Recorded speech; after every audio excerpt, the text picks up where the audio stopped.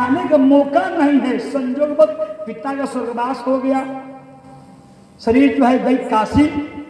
काशी में जो है 100 लोग जलाते हैं, वहां किसी तरह लड़का आ गया। कितने घंटे के लिए? इतना बस 5 घंटा के लिए।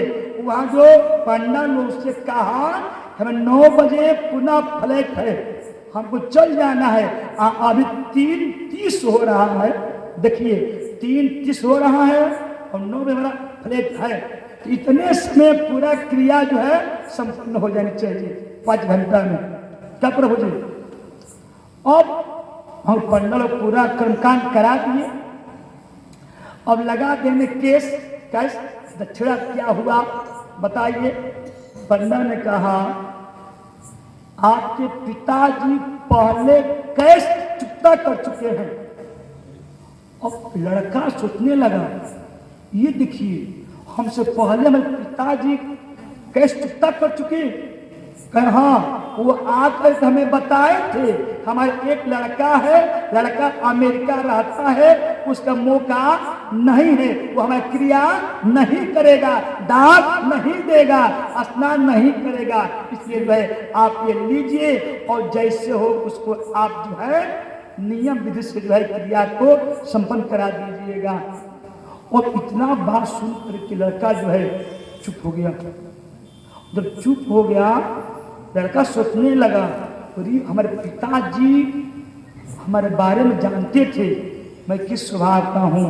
तो बाप बेटा का हाल को जानता है, हमारा बेटा क्या करेगा, बेटा कौन हमारे लायक है और बेटा हमारे कौन लायक नहीं है। आज वही चिंता कर रहा है, वही कर रहा है कि पिता के आत्मा को दुखाना नहीं चाहिए। अरे नहीं चाहिए दिल दुखा ना किसी का, नहीं चाहिए दिल दुखाना किसी का। अरे सदा न रहा है अरे जमाना किसी का, सदा न रहा है जमाना किसी का। आएगा बुलावा तो जाना पड़ेगा, सर तुझको आखिर झुकाना पड़ेगा। और अरे वहाँ न चलेगा बहाना किसी का, नहीं चाहिए दिल दुखाना किसी। और एक और कवि हुए नाम भूल रहे हैं। अब कदेल ए बेटा पीपरे में पानिया, जियते नदी हलो बेटा अरे भोजन दो न जुनिया। आत्मा कह रही है, पिता की आत्मा कह रही है क्या बेटा से, ए बेटा जब तुम मरने के बाद जल दे रहे हो, आत्मा कह रही है कि अब का दे ले बेटा अरे पीपरा में पनिया, अरे जियते नदी हला बेटा भोजन न दू न जुनिया। अरे तोहरे खातिर अरे बिचाई न घर आंगना। लड़का पढ़ ले, लड़का लिख लेगा, बन जा, खेत बिका गए। लड़का जो पढ़ लिख लिया, लड़के अमेरिका का वासी हो गया, मौका नहीं है काम। अच्छा साहब आज ऐसा नियम है, लड़का अमेरिका है तो काम के लिए आई ना, तू मुँह जा, दोनों का काम हो बेटा आए, पापा जी मौका नहीं है। वही कहा काशी में खड़ा होकर कह रहा है, जब पंडा ने कहा आपके पिताजी पूरा कैसे जमा कर चुके चले गए हैं, तो बेटा का उसी समय जो है हक्का बंद हो गया। और उसकी जो है उसकी पूरा जो है टिकट यात्रा कुल फेल। अब वो नहीं गया, और जब नहीं गया पूरा क्रिया किया तो ऐसे ऐसे बेटा हैं तो मेन बात कहने का उद्देश्य कर ए परीक्षित, कि धरा धाम पर जब भक्त रहेंगे तो भगवान भी मिलेंगे, और जब भक्ते नहीं रहेंगे तो भगवान कहाँ मिलेंगे? जहाँ भक्त नहीं होंगे भगवान कहाँ होगा? मेरी ये एक एक समस्या का समाधान कहाँ होगा?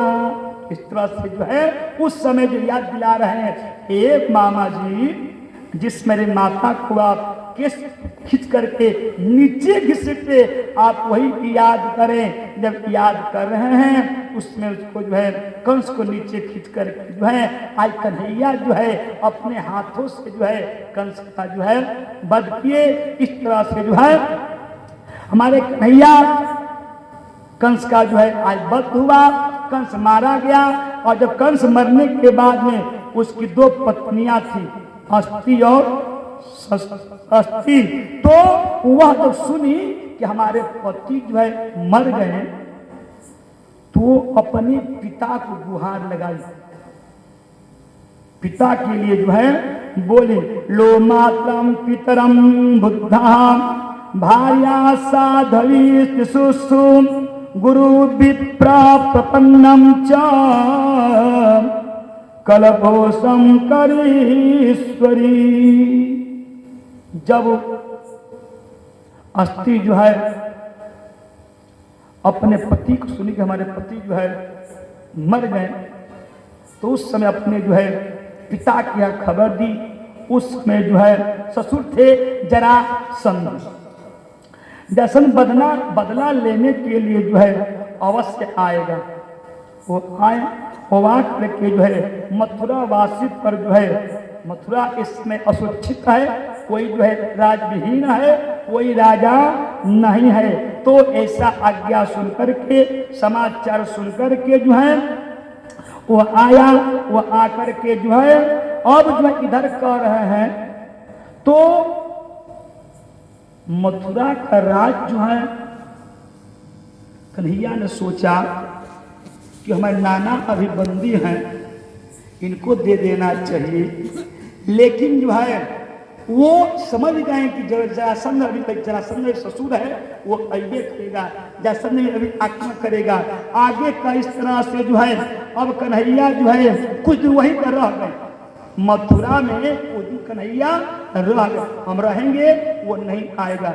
रहने के बाद अपने माता पिता को जो है बेड़ी से जो है छुटकारा दिलाए। छुटकारा दिलाने के बाद में जो है मथुरा में बड़ा चहल पहल है, वहाँ पर रह रहे हैं। इस तरह से जो है कुछ समय के बाद नंद बाबा ने विचार किया, अभी हमारे कन्हैया का जो संस्कार होता है जनेऊ का, वो नहीं हुआ, और कन्हैया हमारे अभी जो है पढ़ाना अभी जो है अभी 5 साल की उम्र है, क्या करेंगे? अभी जो है पढ़ने का समय है, उनको पढ़ने भेजा जाए।